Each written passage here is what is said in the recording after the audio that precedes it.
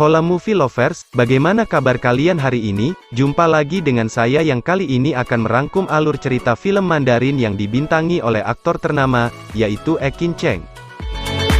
Tanpa berlama-lama lagi, langsung saja kita masuk ke dalam ceritanya dan selamat menonton.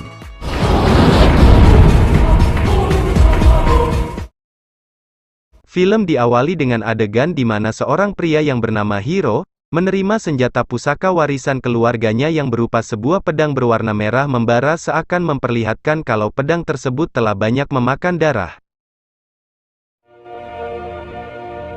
Dan bersama dengan pedang tersebut, ia pun pergi ke perguruan seni bela diri terhebat di tempat tersebut yang mana sesampainya di sana ia mendemonstrasikan jurus-jurus yang ia kuasai dan akhirnya ia pun diterima oleh sang master yang bernama Master Pride.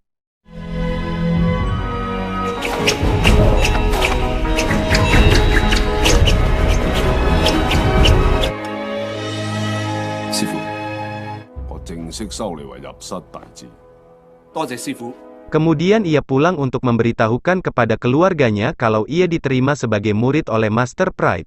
Namun ternyata saat ia tiba di rumah, ia melihat ayahnya yang telah tewas tergantung dan ibunya yang dalam kondisi sekarat.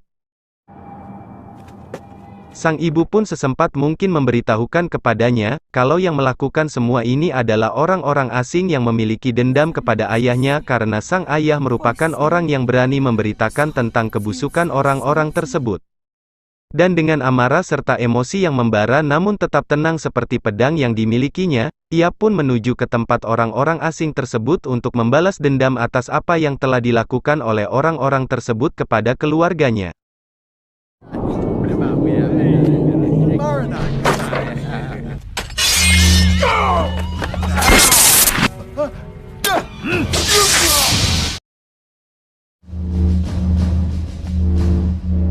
Lalu saat ia kembali ke rumahnya dengan hati dan perasaan yang terlihat kosong, ia disambut oleh seorang wanita yang bernama Jet dan Jet pun memberikan sesuatu yang dibutuhkan oleh seorang pria yang sedang dalam keadaan terpuruk. Di adegan berikutnya, Hiro pergi merantau ke negeri orang untuk mengais rezeki di sana, dengan menaiki kapal yang ia sendiri pun tak tahu kemana kapal tersebut membawanya dan di dalam kapal tersebut ia berteman dengan seorang biksu. Biksu tersebut bernama Louhan. Hingga setibanya di dermaga, ia diperiksa oleh beberapa petugas yang setelahnya ia pun langsung dinaikkan ke atas truk untuk pergi menuju ke lokasi pekerjaan barunya yang ternyata di sana ia dipekerjakan sebagai pekerja paksa di sebuah pertambangan. Di tempat tersebut, Hiro menerima surat dari Jet yang mengabarkan kalau dirinya saat ini tengah mengandung anak dari Hiro. Dan beberapa saat kemudian, terlihat seorang pekerja yang mengamuk di depan mandor yang akhirnya pekerja itu pun berakhir tewas tergantung di sebuah tiang. Hiro yang melihat hal tersebut pun langsung menurunkan pria tersebut dan ia yang mengetahui kalau semua itu adalah perbuatan sang mandor, menatapnya dengan tatapan yang penuh amarah. Namun untuk menghindari keributan, ia pun langsung menjauh dari tempat tersebut. Dan di keesokan harinya, sang mandor yang bernama Bigot, melihat dua anak buahnya yang tewas tergantung dan dilihat dari kejadian sebelumnya, Hiro pun dituduh sebagai tersangka atas pembunuhan tersebut dan ia pun dihukum dengan dikubur hingga hanya terlihat bagian kepala saja. Di saat malam tiba, muncul seseorang yang membebaskannya yang ternyata orang tersebut adalah kakak seperguruannya yang bernama Shadow.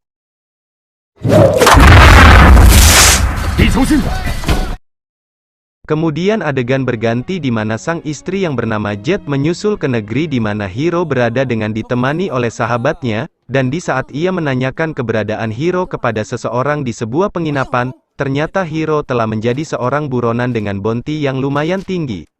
Dan dengan menggunakan poster buronan tersebut, ia menanyakan keberadaan Hiro kepada orang-orang di sekitar. Hingga akhirnya di saat ia akan melanjutkan pencarian ke lokasi lain dengan menaiki becak, tiba-tiba saja ia terkejut karena ternyata abang becak tersebut adalah Hiro.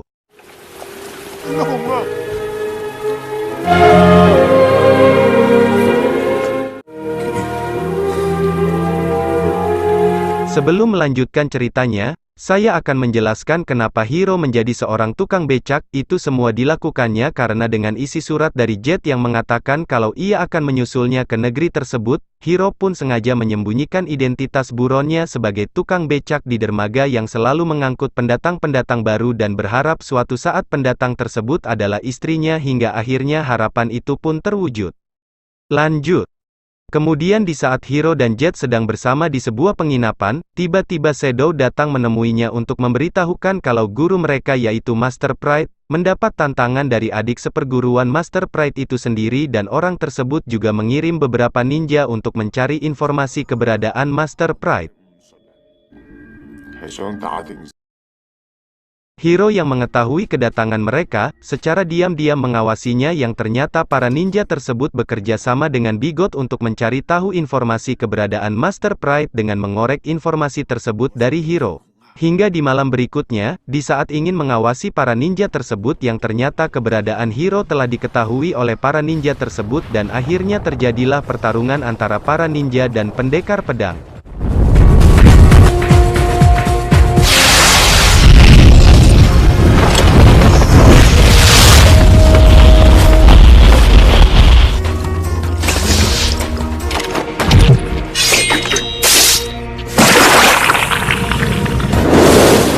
Dan dalam pertarungan tersebut, Hiro berhasil melumpuhkan salah satu dari para ninja yang ternyata ninja yang ia kalahkan tersebut adalah seorang wanita. Dan karena ia memiliki jiwa sebagai seorang pendekar yang tidak akan membunuh dan menyakiti wanita, ia pun langsung menyelamatkan wanita tersebut dengan membawanya ke tabib.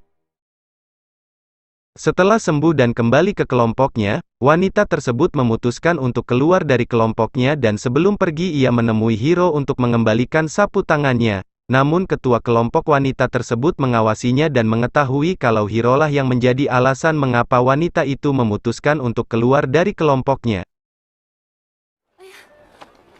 Hingga tiba saatnya di mana Jet akan melahirkan anak kembar, ketua kelompok ninja tersebut pun membakar tempat di mana Jet sedang melakukan proses persalinan. Dan di saat api yang semakin membesar hingga membuat semua orang panik, Bigot memanfaatkan momen tersebut untuk menculik satu dari anak Hiro. Sementara itu, Hiro meminta temannya untuk membawa bayinya keluar dari tempat tersebut dan ia sendiri pun harus berjuang membawa keluar sang istri yang saat itu sedang mengalami pendarahan dan kelelahan setelah melahirkan, yang akhirnya ia pun tak sanggup lagi bertahan dan tewas.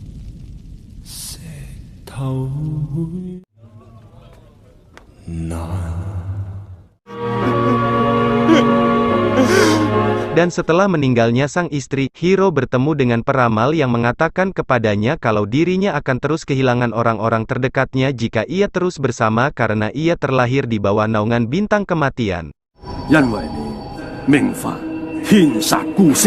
Tetapi ia masih belum mempercayai ramalan tersebut.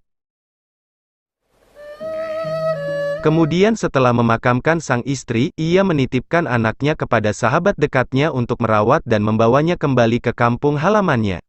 Sementara itu, ia masih menetap di tempat tersebut karena ia masih memiliki permasalahan perguruannya. Di mana Master Pride melakukan pertarungan dengan adik seperguruannya yang bernama Invisible yang merupakan guru dari para ninja yang sebelumnya mengejarnya, dan pertarungan tersebut dilakukan untuk memperebutkan gulungan jurus rahasia.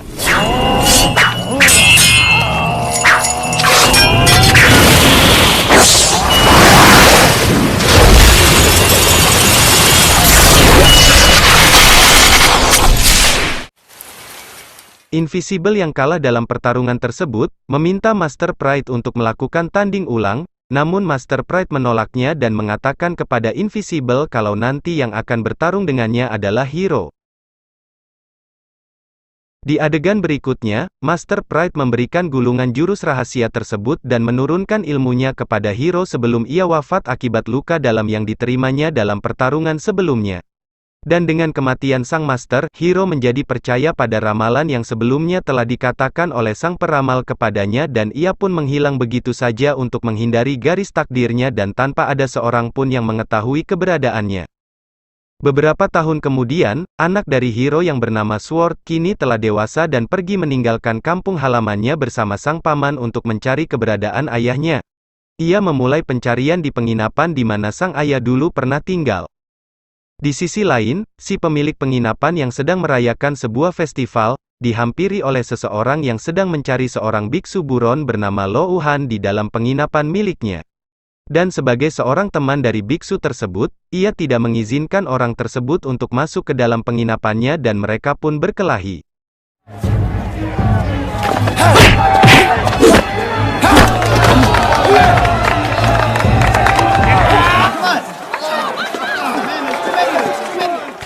Seusai perkelahian yang diungguli oleh pemilik penginapan, Sword menghampirinya untuk bertanya tentang ayahnya dan pria itu pun membawa Sword kepada Lo Uhan yang dulu pernah bersahabat dengan ayahnya.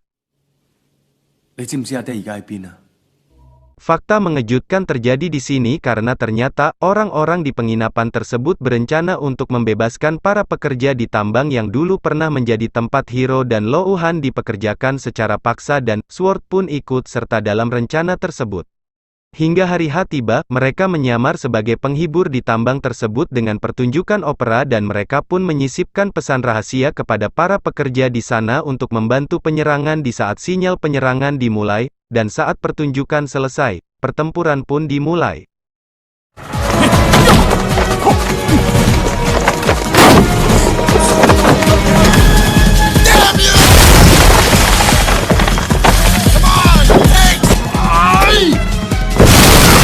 Dalam pertempuran tersebut, Sword yang diberitahu sang paman kalau Bigot adalah orang yang dulu menculik kembarannya, menghadang dan melawannya yang akhirnya ia sendiri pun terpojok karena kalah modern dalam hal senjata. Namun tiba-tiba saja seseorang datang menolongnya yang ternyata, orang tersebut adalah Hiro.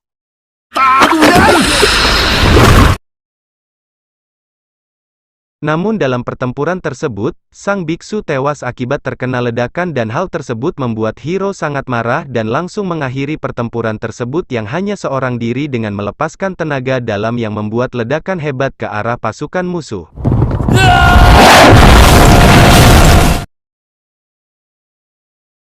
Adegan berikutnya memperlihatkan di mana komandan dari pemilik tambang tersebut marah dengan apa yang terjadi, dan di saat itu juga sang komandan bekerja sama dengan Invisible yang sebenarnya memang memiliki masalah pribadi dengan Hiro. Good.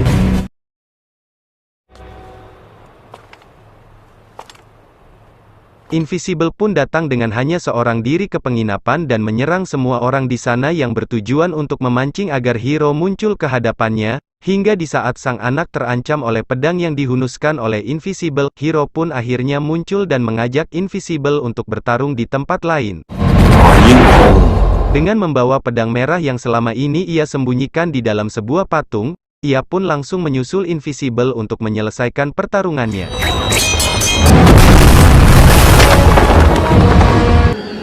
Hei, 我等咗呢場決戰，見我啲朋友，唔見十六年。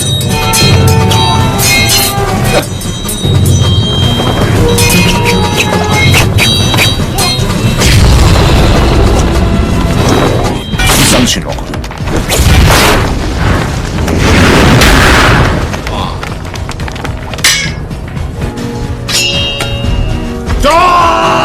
Dalam pertarungan tersebut, pedang milik Hiro patah dan hancur sehingga hal tersebut membuat Invisible merasa angkuh dengan mematahkan pedangnya sendiri dan mengeluarkan jurus di mana ia dapat mengeluarkan sinar pada tebasan tangannya layaknya seperti Ultraman.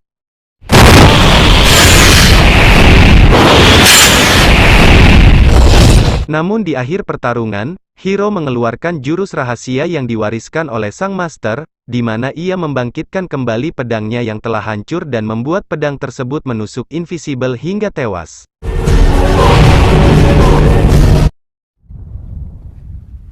Dan film berakhir dengan Hiro yang melanjutkan kehidupannya dengan pergi mengembara seorang diri. Tamat. Dan untuk kesimpulannya, film ini memiliki jalan cerita yang cukup membuat penonton sedikit bingung di saat pertama kali menontonnya karena banyak flashback-flashback di pertengahan filmnya dan bagi kalian yang masih penasaran dengan filmnya, silahkan langsung kunjungi situs andalan kalian untuk streaming atau download. Dan untuk kalian yang telah menonton video ini hingga detik sekarang, saya ucapkan banyak terima kasih dan see you next time.